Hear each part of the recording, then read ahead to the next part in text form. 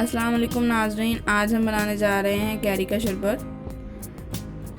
उसके लिए हमने कैरियाँ ली 4 अदद और उसको उबाल लिया अच्छे से। उबालने के बाद हमने इनका पल्प निकाल लिया है।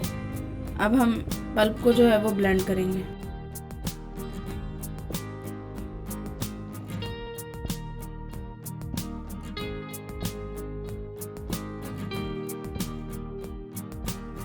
इसमें ज़ीरा जाएगा आधा चाय का चम्मच,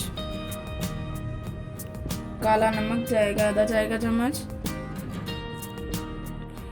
इसमें पुदीने के पत्ते जाएंगे 1 चम्मच,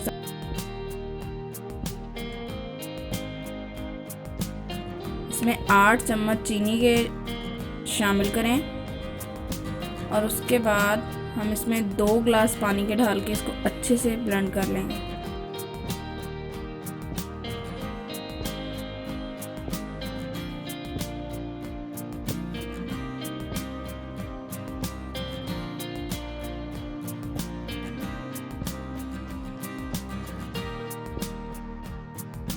अब हमने 1 गिलास चिल्ड वाटर लिया है, उसके अंदर हम बर्फ़ डालेंगे और जो पल्प हमने तैयार किया था वो उसके अंदर शामिल करेंगे।